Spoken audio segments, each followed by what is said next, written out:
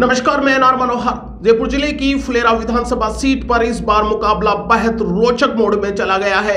यहां एएसपी और आरएलपी के संयुक्त उम्मीदवार के तौर पर राकेश जोया मैदान में है। राकेश जोया लगातार जनसंपर्क में निकले हुए हैं। राकेश जोया को जो जन समर्थन मिल रहा है उससे अंदाजा लगाया जा रहा है कि इस बार फुलेरा की राजनीति में नया समीकरण होगा। आपको बता दें, राकेश जोया लगातार आंदोलन भी करते रहे हैं। ऐसे में यूथ में उनका खासा क्रेज भी देखने को मिलता है।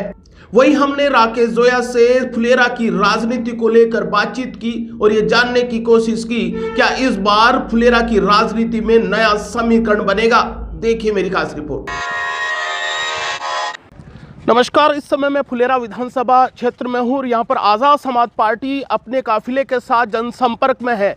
आज़ाद समाज पार्टी ने यहाँ पर राकेश जोया को अपना प्रत्याशी बनाया है और एक बड़ा काफिला है, सुबह से ही जनसंपर्क में निकल जाता है और लोगों से समर्थन मांग रहा है। जिस हिसाब से फुलेरा विधानसभा में लोगों का समर्थन मिल रहा है, इससे अंदाज़ा लगाया जा सकता है कि इस बार फुलेरा में कांग्रेस बीजेपी का जो बिसात है वो बिगड़ने वाली है, क्योंकि राकेश जोया यूथ है और उनके साथ यूथ टीम है। बात करेंगे, आप देख सकते हो उनकी टीम है, लोगों के पास जाती है।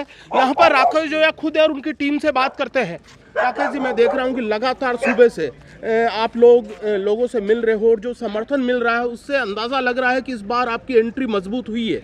बिल्कुल दमदार एंट्री होगी और ये एंट्री नहीं है, हम चुनाव जीतने के लिए लड़ रहे हैं और चुनाव भी जीतेंगे। काफिला देखकर ये लग रहा है, समर्थन देखकर ये लग रहा है कि इस बार जो आप लोगों ने जो मेहनत करी है या पहले फील्ड में रहे उसका कोई ना कोई असर आपको नज़र आ रहा है। वही असर है कि 5 साल हम लगातार विपक्ष की भूमिका हम ही ने निभाई है यहाँ पे, कांग्रेस और बीजेपी दोनों के खिलाफ। तो वो समर्थन तो मिल ही रहा है। उसके अलावा इन दोनों पार्टियों से लोग दुखी भी हैं, परेशान भी हैं और तीसरा विकल्प ढूंढ रहे हैं और हम उस पर खरा उतर रहे हैं, तो लोग हमारे साथ जुड़ रहे हैं। आपकी टीम में मैं देखता हूँ यूथ के साथ साथ बुजुर्ग लोग भी शामिल हो गए हैं। ऐसा लगता है कि अब आपका समर्थन बढ़ा है और स्वीकार्यता भी बढ़ी है। बिल्कुल, पहले यूथ ही बैकबोन था मेरा, आज भी यूथ बैकबोन है, लेकिन यूथ ने अपने परिजनों को, अपने बड़े बुजुर्गों को कन्विंस किया और आजकल सब लोग समझदार हो गए, जागरूक हो गए, इसलिए मेरे साथ अब बुजुर्गों की संख्या भी बढ़ रही है। मैं कल रिपोर्टिंग में था, मैं देख रहा हूँ जिस हिसाब से गांव में जो आपको घोड़ी पर बिठाकर डीजे पर घुमाना एक ज़बरदस्त कैंपेन हुई थी, ऐसा अंदाज़ा है। वही सवाल है कि समर्थन से इस बार तो कोई नया समीकरण बनेगा फुलेरा में? पूरी तरह से नया समीकरण बनेगा और हम जीत के आएंगे। हम वोट का उम्मीदवार नहीं है, हमने लोगों के लिए काम किया है 5 साल और उस काम का फल ही है कि लोग इतना प्यार दे रहे हैं। हमारे पास थोड़ी है पैसा घोड़ी डीजे और जेसीबी वो लगाने का, लोगों का प्यार है। तो इस दौर में, आज के दौर में राजनीति का, चाहे हम कह सकते हैं, इतना महंगी और खर्चीली, इतना पैसा खर्च होता है। अभी आपकी मैं एक अपील भी पढ़ रहा था, क्या लगता है कि इतने महंगे चुनाव में आप टिक पाओगे? आप लोग इनसे बराबरी या फाइट कर पाओगे?